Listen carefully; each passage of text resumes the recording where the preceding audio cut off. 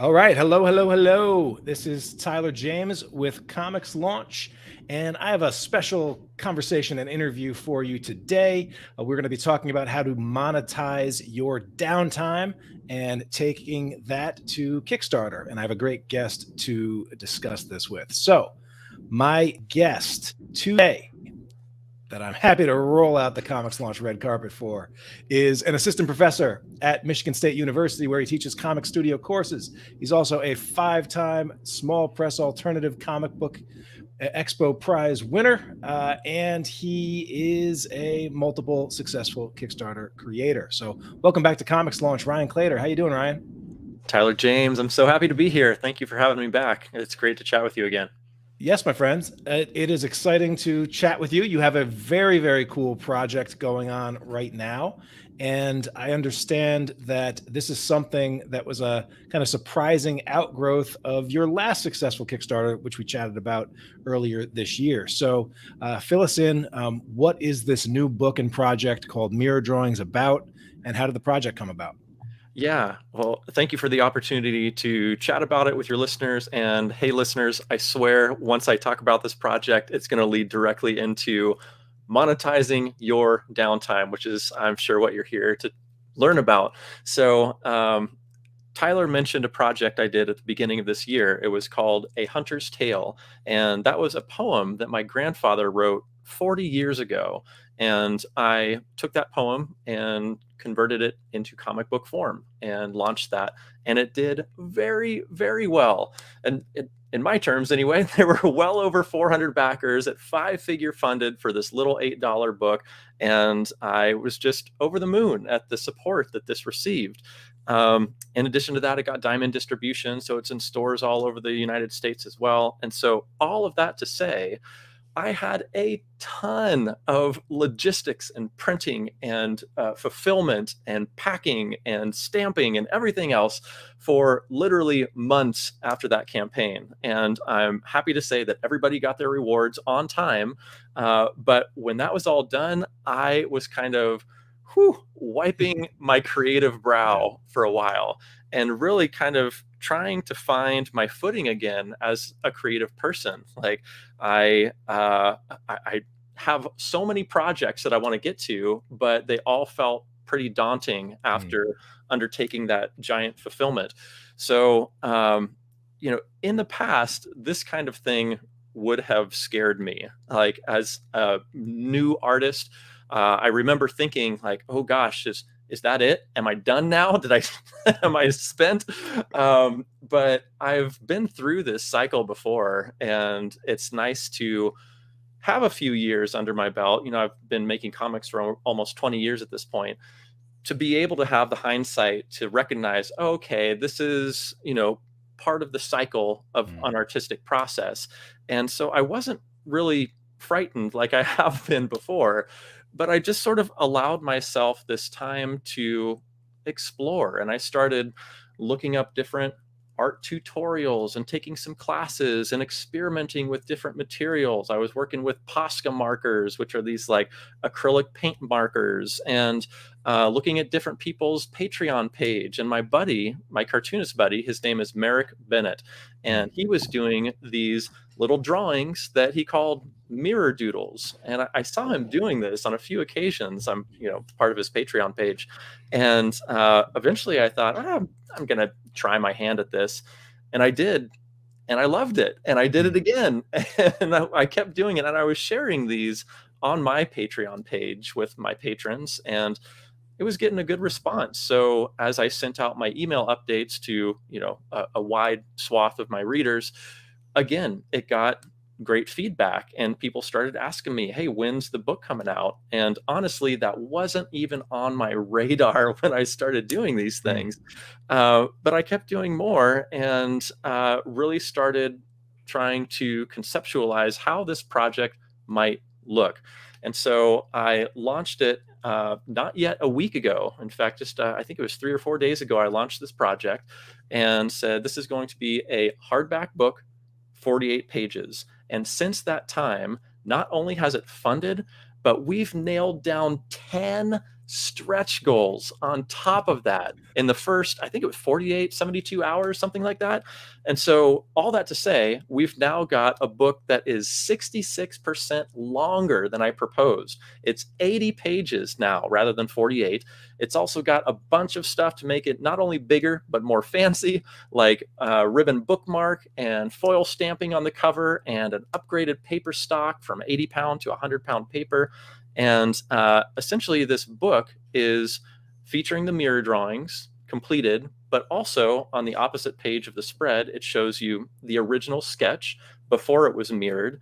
And I'm calling this an interactive art book because I'm encouraging readers to participate by coloring in this book. So before you get too far, Ryan, could you, Sure. we've got your project pulled up here. Could you scroll down and, for the sake of people that are watching this on the video, but then also sort of explain as best you can, what is a mirror drawing? Because, I think most people listening is like, wait, what exactly is he talking about here?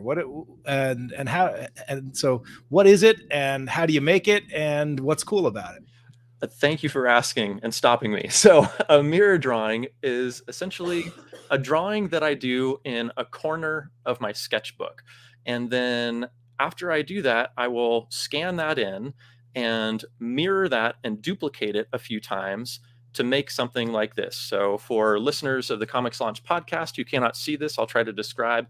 Essentially, it looks sort of like a mandala image, but it's composed of 4 quarters of the image duplicated and mirrored around.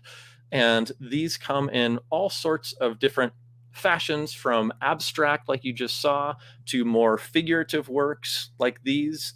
And I'd say it's kind of a mix, about half and half of each as you go through the book. And if you're watching on the live stream or on YouTube later, you can see some of the spreads here and how each mirror drawing is paired with a photograph of the original in my sketchbook.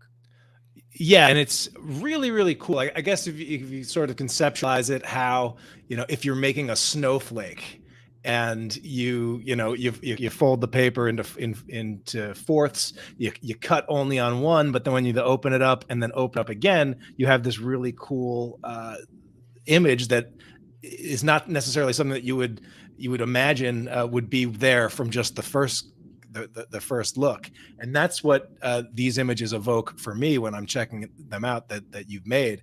They're really, really cool. And to see it sort of the sketch paired next to the final version, as you have laid out in the book, is really cool. And it is the kind of thing that, anyone that's a little bit of an artist or a doodler even makes you want to do it, right? Totally. That's how it got me. I saw a friend of mine doing it, Merrick Bennett, and I was in this period of just trying to get my creative hands moving again. And this was such a fun, relaxing, low stakes way to get myself moving again. And surprisingly enough to me, it erupted into my next book. I was not expecting this when I initially started this. So this is a really happy surprise. But, this kind of leads directly into this topic that I wanted to talk to you and the ComixLaunch listeners about, which is thinking of ways, conceptualizing ways to use your downtime to potentially work toward another project. And there are a ton of different ways to do this. I know that your buddy Joe Mulvey will do warm-up sketches before he starts, right? And so even just taking those and putting them between some covers into an art book of some sort would be an easy way to monetize downtime. But there's a lot more structured ways you can make this happen too. For example, you've done Counting Colors in Cthulhu, right? You can start thinking about these more simple concepts like counting for a children's book, and you could do 10 drawings and be done with a book. Or maybe you do an alphabet book, and so you've got 26 drawings. In fact, there was just a recent campaign toward the end of last year called Alien to Zombie by Mark Chiarello and Kevin Somers from Flesk Publications that totally blew up. 5-figure funding for this alphabet book. And again, that was 26 drawings and done. Or you can also start thinking toward like bigger projects, like a deck of cards, which would be like 54 drawings, or maybe just 16 if you only did face cards, or maybe only 4 if you just did face cards and duplicated them, or tarot decks, which are 78 cards. There's all kinds of different ways to think about this. But as far as artists are concerned, those are some ideas I wanted to bring to the table for this. And I've also got some ideas for writers, but I also know I've been talking for a little while. So I want to step back for a sec and see if you've got any questions. Well, I mean, you're definitely hitting a lot of things that I've definitely been saying. You know, I firmly believe, like every artist out there that is working, like a working artist that is also potentially doing conventions, like they need to be doing an annual sketchbook that just collects the commissions and the sketches and the warm-ups and stuff that they've done over the past year. And you know, those tend to do really, really great, and they provide a product that is new product that they can have on their tables and that their fans will come out for. And it seems like a very, very low hanging fruit. And yet, it's still kind of pretty rare how many artists are actually routinely putting that into their business. Yeah, you know, I used to have some strong feelings against sketchbooks and art books. I felt like I'm a cartoonist, I'm a comics artist, and I really want narrative with my Mm. artwork. Like for me personally, I was not very interested in picking up art books or sketchbooks because I wanted that story with my art. But the further I progressed and the more, hopefully, open-minded I became, I really started looking into things like art books and sketchbooks. And it was our mutual buddy, Ryan Kroboth, who really kind of put the art book thing in front of me and got me really charged up about that, to the point where my next project is going to be working on my own art book for the showcasing the past 20 years of my work, essentially. Yeah, But anyway, thank you. A little beside the point, but so I started opening my mind toward these alternate non-comics projects. And when I did, it felt pretty freeing. And like I said, on this mirror drawings project, it was just me trying to get my artistic groove back, right? Like something that happens after we are burning brightly as a phoenix, focusing so intently on one individual project, and then when we turn to ashes, it's like, okay, what are we going to do to recharge our batteries, move toward that next big project? But in the meantime, we don't have to throw that time away. It doesn't have to be used for nothing. Yeah, that makes a lot of sense, Ryan. And what you said sort of reminds me of some challenges that have been out there. Things like Inktober, things like 24-hour Comics Day. I've definitely seen some creators that have turned the work that they put in those months, the great work, into projects that then they can launch on Kickstarter or put together in some format. And I also love having that sort of lower stakes palette cleanser of a creative project to keep you fresh. That was something that I did, over a decade ago now. I started a challenge called the 30 characters challenge, and ran that for about 5 years. And the challenge was to make a new character every day for 30 days, every day in the month of November.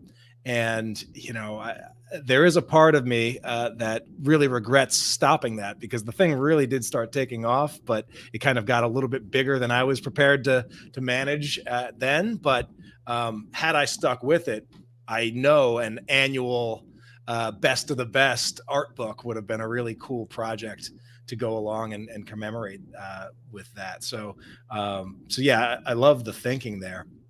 Yeah, and speaking of challenges, I know that you don't just have artists listening to the show, but you've got a lot of writers too, and so I did not want to neglect them. Speaking of challenges, there's NaNoWriMo, which is a challenge to produce a novel in a month. And basically, you've got like 1,700 words a day or so that you need to accomplish in that month to end up with 50,000 words for the challenge. But you could think about that in a much smaller way. Like maybe instead of 1,700 words or 2,000 words that you're doing each day, you're doing 200 words. Or what if you did 100 words a day or 50 words a day? What would that look like at the end of a couple weeks, a month, a couple months? And you could conceivably turn that into something that's greater than the sum of its parts. Another project for writers would be to think about maybe a children's book. And I don't mean to denigrate the children's book medium, because there's a lot of fantastic writers there. But what I am saying is that you might be able to conceptualize of a page a day in a children's book. The writing is a lot more minimal, and so potentially less time to write each page. Or I know you were even talking about on a ComixLaunch podcast at some point. I've listened to too many, so I can't remember which one it was. But I've recorded too many, so don't ask me to remember which one either. But there was a ComixLaunch Pro member who was posting daily pitches on Twitter as an accountability method, and I thought that was a really interesting way to keep your hand moving, keep your pitches moving. And I could even see like potentially compiling that into something. I've even seen people do like movie reviews or television reviews accompanied by an image or an illustration. And if you did like a quick review of something and did that repeatedly, you could potentially compile those into a project as well. Yeah, all really good ideas. And again, I love that we didn't leave the writers out here. Someone that is multi-talented like yourself and can do it all and is a one-man shop, making sure that we recognize that a lot of our listeners do tend to be more on the writing side, but that doesn't mean they can't get any less creative with this. Another project that was a Kickstarter project that came to mind was Frank Martin's project, where he did, I think it was called Drabble Madness or something. And a drabble is a 100-word story that is exactly 100 words. No, not a word more, not a word less. And he did a book of 100-word stories. And I think, had some fun with it on Kickstarter, where like backers could commission a 100-word story or give him a topic or something. And then I know that this is something that he's continued to use and deploy in different ways, where like he would then share these stories because like they're the perfect length of like a tweet or perfect like they're a paragraph image of them is not too long to read, and then going back around and commenting on the stories, and it's been something that he's gotten a lot of. Just it's a lot of content without a terrible amount of total work, and also the ability, if you're going to do 100 stories, and they're each going to be 100 words. They don't all have to be home runs. Some singles that are pretty cool when collected, they make greater than the sum of their parts. Tom Levine said daily pitches is a great idea, and yeah, I mean I could see that turning into something that would be pretty fun too. Like for the Fistful of Pain Kickstarter, we had a lot of fun doing a contest for our backers where we asked them to submit their best crack at a fictional kung fu movie. Like give us your best zaniest kung fu movie title, and we narrowed it down to 3 and then picked one. And the artist of A Fistful of Pain, Louis Joyce, did a fictional cover for or a movie poster for that thing. But there were so many good titles that you could see a book being fake movie, like, and this could be something you could do with your fans. Fans submit the idea, and then I will do art to respond to that. And so, like, would people buy a book of 25, 50 fake kung fu movie titles? And somebody would, like, right? And it seems like a pretty fun project to do.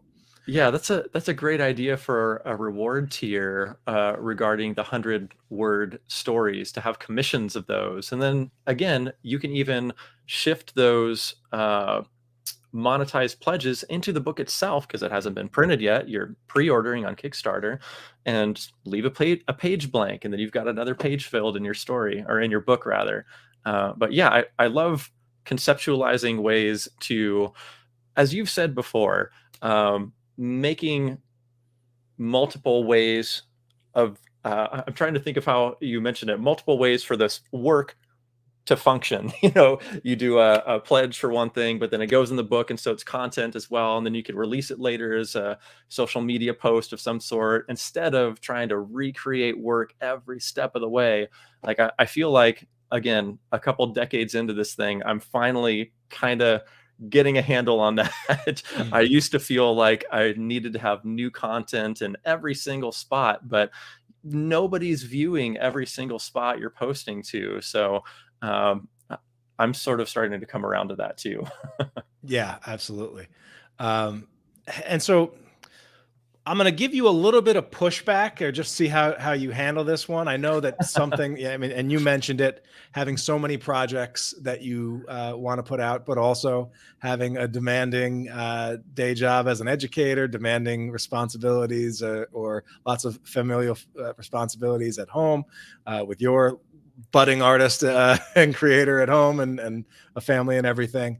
And so, how do we strike the balance between understanding or between jumping on an idea that is a great idea, and that it seems like it would be fun, like one of these projects, but also not potentially just adding more to our plate and thus pushing off the bigger projects constantly? Like, where is that balance?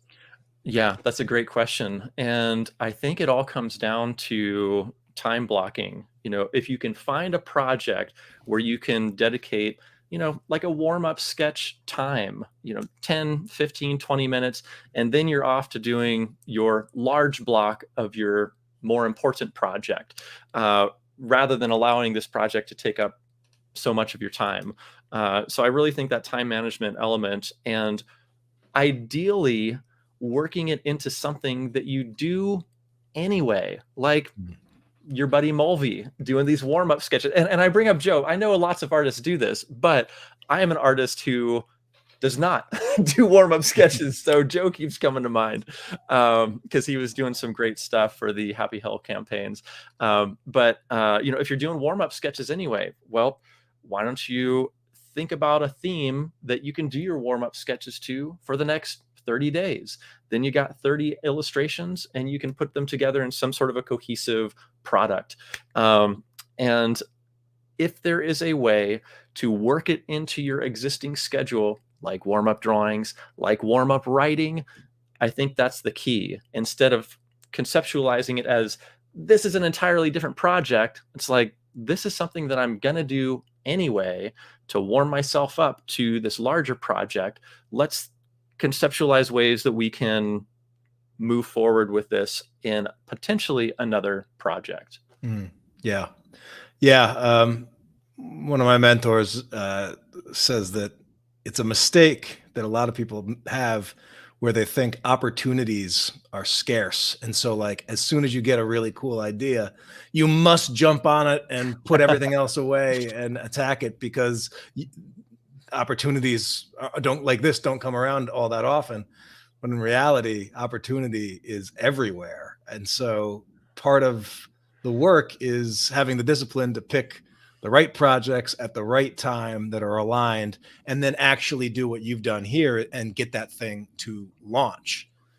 And it seemed like this is the kind of project where you recognized that you were doing it anyway. You were having fun doing it. It was a part of your sort of self-care and recovery as an artist. And then as you sort of, as time went on, you're like, wait a minute, I'm like so darn close to actually having a product here. And this could be a low stakes, fun launch. And my patrons, who are the most important people you're to listen to, are actually asking for it. And so that just definitely seemed like a winner and a no-brainer. Yeah, that's exactly right. And it was something I was doing anyway. It's not like it was taking away from another project. I was sitting around trying to recharge. And for me, recharging was like easing back into things. And I was easing back into it by only drawing in a corner of my sketchbook, not the whole thing, just a corner. And these little corner drawings erupted into these really fun illustrations that I'm so excited to share with people. And at this point, fully funded and 10 stretch goals pulled down, I can't wait to share this deluxe hardcover edition with people. It's just more book than I ever hoped it could be. So I'm so thankful for the folks who have jumped on there so early and made it that much better for anybody else who's interested in hopping over to mirrordrawings.com. That's where the campaign is right now. And there's no additional cost for getting 66% more pages, foil stamped, ribbon, paper upgrade, all this stuff I've been talking about. So yeah, I'm just so thankful for the backers and the Kickstarter platform. I mean, where else could this be possible? It's an amazing resource. Absolutely. And, you know, one of the things I like about your project is that it kind of has multiple selling points. You know, on the one hand, like, this isn't a market where like, oh, I'm just adding to the bursting mirror drawing market, right? Like, so so people aren't necessarily going to be looking for this precise thing that you're doing. But when they get there and they actually see it, you know, there's a couple of different ways they can engage with it. One, it's just like the images themselves. The human eye we are simultaneously drawn to variety and symmetry.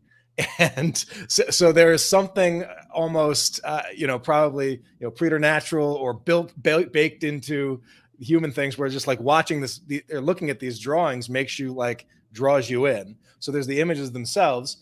Another thing that I like that you did, and something that I always encourage comics launch pros to do, is when you're launching a project, identify things that could be looked at as, quote unquote weaknesses, and see how you could potentially turn that into a strength. And so one of the sort of perceived weaknesses of a project like this is, oh, well, black and white books don't necessarily do so great. But how did you turn that into a strength? Well, you also recognize that these are exactly the kinds of meditative images that a bigger than you think it is adult coloring market loves coloring. And so like by making the decision to put these on, a certain matte paper and encouraging people to, and showing off that these are images that would be really fun to whip out your colored pencils or whip out your markers to do, turns what, that potential weakness into like a strength and a real selling point. So I love that as well. Yeah. Just to bounce off your first comment about how we as humans love variety and unity both at once, and those are sort of at odds with one another, but it's interesting to see how you can allow both of those to seep into imagery. I had a lot of fun with these mirror drawings, trying to think of ways to sort of blur the lines between what you think you should be able to tell straight away is, okay, here are the seams of this drawing, right? And so I'd really try to think about ways where instead of illustrating, let's say 4 characters like I did here, you can see the 1, 2, 3, 4 heads. I would try to mask those by thinking, okay, well, I'm just going to draw half a character and allow it to look like a front view rather than a 3/4 or a profile, to sort of mask some of those seams. And then even in the more abstract mandala type of imagery, I started trying to play with different axes. Like these are folded and mirrored 4 times. So there's 4 seams in these things. But I tried to start thinking of, well, how could I make it look like instead of 4 axes, there are 6 axes, even though I'm still folding it 4 times? Or how could I make it look like it has, 10 or some sort of odd number? And it was interesting how the further I got into this process, I think one of the things I really love about comics and art is that there's this aspect of custom puzzle making. When you're making a page of comics, you're conceiving of how these panels are going to piece together, how the images and the words are going to piece together within the panels. I've done a bunch of freelance work as well, from neon design to watch designs and a bunch of other stuff. And each one of those I see as this custom puzzle making. And with these mirror drawings, I had that same instance crop up where even when I wasn't drawing them, my mind started turning and thinking of ways that I could alter these and make them a little more surprising with each iteration that I did of them. So I hope that comes across in these illustrations, and that it adds a bit of variety to this instead of just seeing, oh, okay, I see those seams again, I see what you did here. I really tried to mix that up. Absolutely. So we got Tom Levine tuning in, and he has a question for you, Ryan. He said, if I may ask, do you have kids? And if so, how do you schedule your week for creative work? Yeah, that's a great one, Tom. And hi, Tom. I hope that your mixtape book did fantastic. I love seeing you put that out there, and I watched a couple of your lives talking about it. So thanks for tuning in today. With regard to kids, yes, I do. I'm a daddy. I have one fantastic son, and he has made his own comic and been on ComixLaunch before, oddly enough. So regarding scheduling time, that was something that I had a real sort of artistic crisis about for a while after becoming a father. I think those first few years as an artist were quite trying for me, and as a father, quite fulfilling. And so it was very, uh, uh, this like split feeling inside me, because I want to create, but I don't have time. I'm caring for this new person in the world and giving him all my attention and trying to be the best dad I can be. But the older your kids get, the less time they require of you. And so the more time you sort of get back to devote to projects. And I think the other thing that helps is that as I grow older, and I'm sure this happens for all of us, we necessarily become a whole lot better at time management. And I'm a university professor. I'm a practicing artist. I'm a father. I'm a husband. There are seemingly infinite things that I want to do in my life, but there's a lot of time blocking involved now. And there's also, I've got an hour between something. And before, I would have just, fiddled around and, waited until that next thing was going to happen. But now it's like, okay, this is a little bit of time that I get. I no longer have large swaths of time in my life. So every point of time that I have reasonably, I'm trying to maximize and produce something. Of course, I do my best to be present with family when with them. But during the day, when my son is at school, I'm really trying to maximize every moment. If I'm between classes, I'll pull out my sketchbook and maybe start on a mirror drawing. Not finish it, but hey, there's some lines that weren't there before and would not have been there if I didn't pull it out for 15 minutes. So I hope that answers your question, Tom, in regard to balancing parenthood and an artistic life. And I think it's something that we all struggle with. I know that I did big time. I know I still try to do my best to think about ways to fulfill the many sides of being a human: parenthood, artist, father, etc. So I hope that helps. Yeah, that was great. Another thing about this project, much like it was something that you saw another creator do and that felt contagious and you had to try it, this seems like the kind of project that just would inspire other people, whether they be just, doodlers or all the way up to other pros, to want to try their hands at mirror drawing. So I'm wondering, have you baked that into the campaign at all? And because when I'm looking at this, I'm like, if I was Ryan, I would be reaching out to everybody I know that, or friends of friends who have projects that are live on Kickstarter, and seeing, Rob Multari, you've got Snowpaw up here. How about a werewolf doodle? And I will cross promote. Like just give me a cornered werewolf doodle. I will cross promote it, or maybe even put it in the PDF of the book, or if it stretches, have a section of guest stars.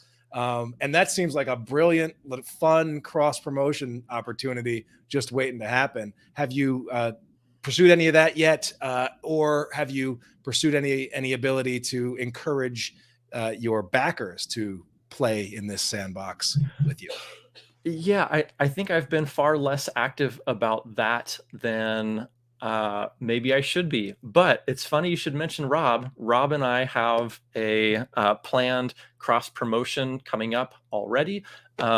Hey, I'm not And surprised. yeah, Rob gets out there and he's a hustler. But yeah, tell me about it. Let's give Rob and Snowpaw a plug while we're at it, yeah, and tell me how totally. you're going to work that out. Yeah. Yeah, maybe a little less exciting than actually doing the mirror drawing, but I have also reached out to MJ Massey, who I believe is another Comics Launch Pro, Mhm. and we're also going to do some update exchanges. And she said, "Hey, I'd love to do a mirror drawing too." And I said, "Please, yes, do it." And she just sent it to me today. I just took a look at it. Haven't even been able to respond right before I jumped on the recording with you here, but I'm really excited about that. So I'm sure MJ and I are going to be sharing this around to our respective audiences. So maybe that'll spark something. But Yeah. Well, yes, Rob has graphic design chops, so don't let him off the hook. Tell him Tyler said he also has to come up with a corner doodle for you. Tyler said you would do this for me in the middle of your campaign, Rob. Come on. Absolutely.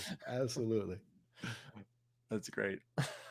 And what about the backers? Like, I mean, I could see that, like, this would be the kind of mid-campaign dead zone contest that I would be encouraging backers. Hey, backers, just submit a corner image, or and I will do the translation for. I will clean it up for you, or I will pick 3 and clean them up. Have you considered doing that? Or That's a great idea. That's not one I'd considered. Hmm. It sounds like more work to me, but what I was thinking of, and again, trying to think of ways to make less work for myself, but also allow the project to flourish. I was thinking around the dead zone, I might reach out and have a contest like you're talking about, but maybe say, "Hey, what's the theme that you'd like to see the next mirror drawing?"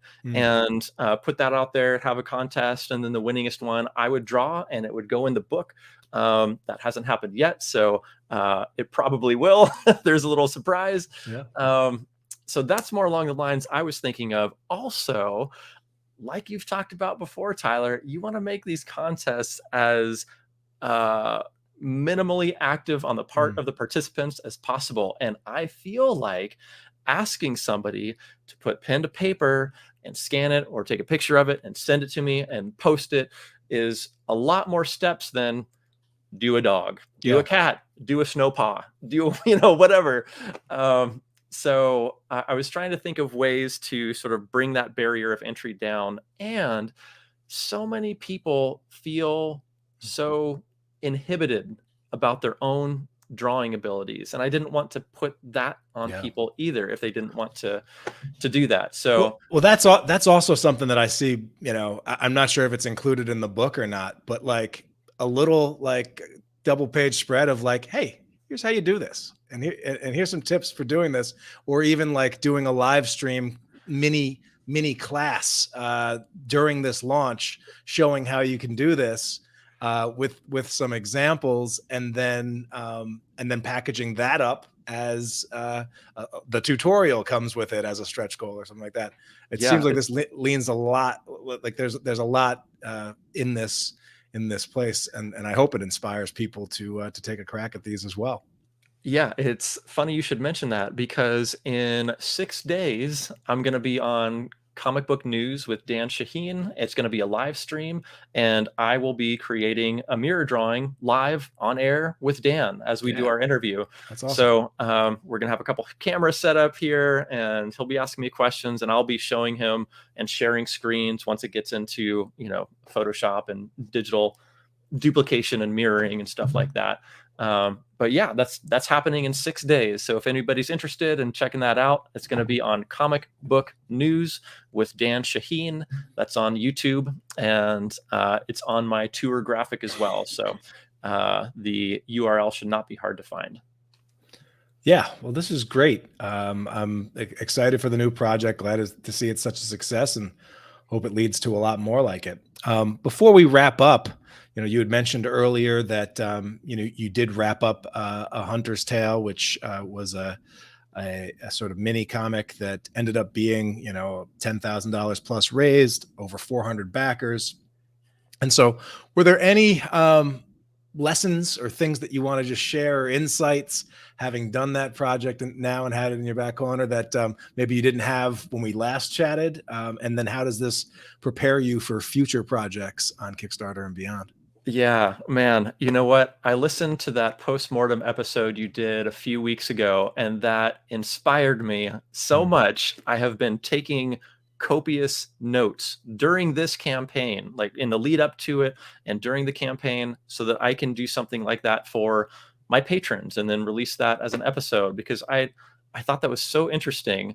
In the beginning, you talked about questions that you want to have answered, and you asked some questions that you were interested in, but I've had different ones for my own campaigns. So I plan to go into all of that. As far as what happened in A Hunter's Tale that I would do again, one thing I did that was bonkers was that tour, 31 stops in 31 days. And I thought that helped a lot, rather than just do sort of a scattershot approach to promotion, like, hey, I'm over here, and oh, now I'm on this other place. There was a way to consolidate it into graphic form, list it as a wall of text so that people say, good mercy, what is that? It sort of stops them in their tracks, and every single one of those tour graphics is emblazoned with the URL right at the bottom. So everything's pointing right back to where you want them to go.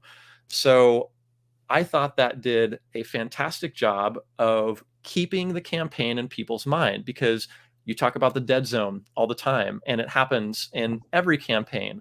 But if you go on KickTrack and take a look at A Hunter's Tale, it continued to rise throughout the campaign. There was never a day I had less than 5 pledges, I think, throughout the entire campaign, which blew my mind. That's and great. I think it's because I was out there talking about it, touring about it, and making a big deal about it. In fact, I said, that's something I'm going to do for next campaign, which I'm doing right now.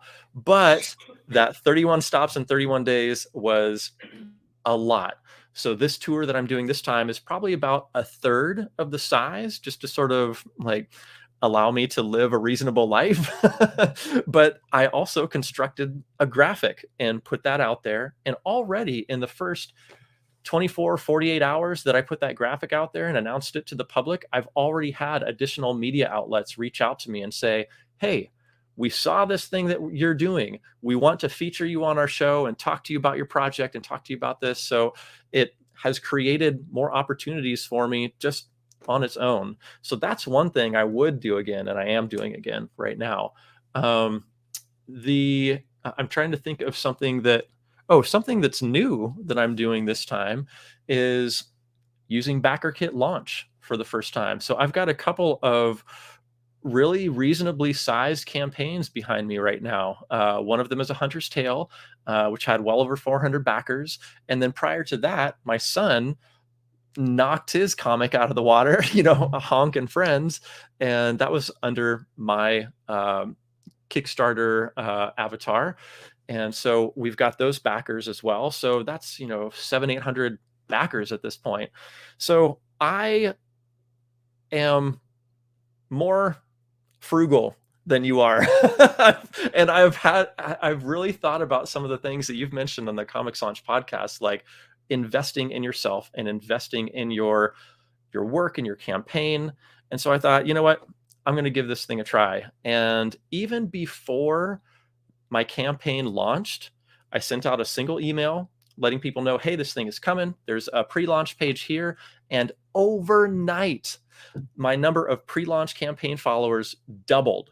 And I'm like, okay, that's worth the price of admission right there. And it gives you all these interesting statistics. So after listening to your postmortem episode, I thought I would really love to have that type of access to information for my own campaigns. And so in addition, you've got those stats. And now that the campaign is launched, I've sent out a couple more emails, one on day of and one a couple days later, saying, hey, if you're on the fence, now the book is bigger and better than it ever was before. You can see the statistics of who has converted from those BackerKit launch emails, and it's paid for itself several times over. So I think it's just a no-brainer at this point. So that's something I did before the tour, and then something new I'm doing this time with BackerKit launch. Yeah, great. Yeah, I mean, it's tough. It requires a mindset shift in a lot of ways when you are investing in tools where there is no guarantee of return, but we also do that every single day. If you want a car that drives, you need to put gas in that car. There's no guarantee you're not going to pull out and get hit by a bus and then that car won't work and then that gas is waste. But most of the time it works out. And especially when you hear creator after creator have that experience, it is something that gets easier as you go along, because you sort of realize that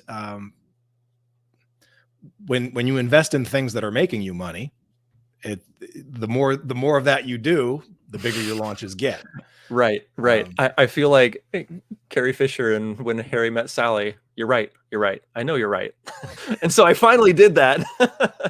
But yeah. I think it's also part of this like indie, scrappy comic book maker who's been like scratching and clawing his whole life and like trying to cut corners and get some free copies made and like make a couple more bucks. And it's like, that formed my identity really early in my creator career. And so now I'm like, okay, I can do everything for free and make it happen. But we're getting to levels in our careers where that's not true anymore. And we can make a much bigger impact if I just swallow my frugality for a minute and really think about this. And I'm so glad I did. I mean, like I said, I'm 3-4 days into this campaign, and already it's paid for itself so many times over. So anyway, thank you for the recommendation. I know you're not getting paid by BackerKit, but you probably should be. Yeah, thank you for the recommendation. Well, I'm glad you took it, gave it a shot, and I'm glad it's paying off for you. And it is one of those tools. Who knows if it will always be this way? They are probably leaving money on the table because it is the kind of tool that the more you use it, the better a deal it becomes. And right. so like when you add another 300 backers when this thing is over to it, and that your total backer in that account is bigger, the next time you use it, it's even more effective. And as of right now, it's flat pricing. So yeah, and I don't know if I'd say the more you use it, but the more campaigns you have behind you, the better it works for you. So at this point in my time on Kickstarter, I felt like, okay, 7,800 backers behind me at this point, like that's probably a pretty reasonable time to jump into this and see if it works. So it definitely was. Yeah, glad to hear it's worked out for you. Well, hey, this has been awesome, Ryan. I know you've got a busy tour schedule, so we don't want you to tap out early here on ComixLaunch. This is just the beginning. Yeah. Appreciate all the insights that you're sharing here. Tom was happy that we were talking a little bit more about the frugality for creators, and so many of us are on tight budgets, and that could be a whole other topic. But I've always been one where go slow, but do recognize that what the business might need might be something different than you, the creator, needs. Like, I'm sure you would rather have put that $99 in your pocket. But if the business needs it to get in front and magnetize it and multiply it, many, many times over, and now you can actually track that and see that, it makes it so much easier to make those investments. But, I was always someone that, like, when I started with conventions, the first time I did conventions, I'm like overwhelmed, and my dinky showing up and putting 2 comics on my table and a couple of flyers I printed at home didn't stack up next to the elaborate setups and the hardcovers and the, banner backdrops and display cases and everything. But what I didn't do is go out and then drop thousands of dollars for my next campaign or for my next convention. But I did invest in something new.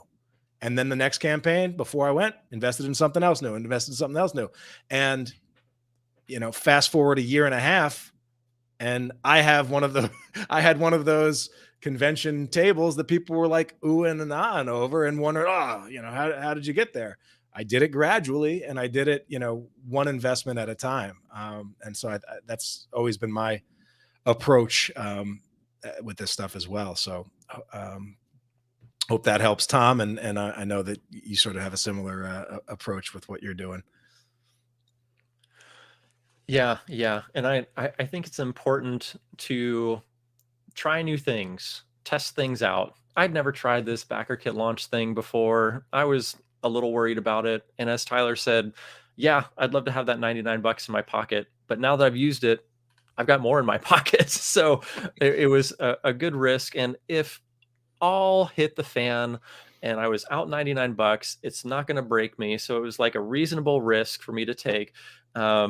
So in the end, I'm happy with how it turned out. But ultimately, it comes down to taking these reasonable, manageable risks. And I was at a point where I felt comfortable doing that and writing off the $100 if it came down to that. But it sure didn't. Yeah. All right. Well, the project is mirrordrawings.com. It's over on Kickstarter now and will be for a few weeks more. Ryan, always a pleasure. Thank you once again for sharing your insights with the Comics Launch audience.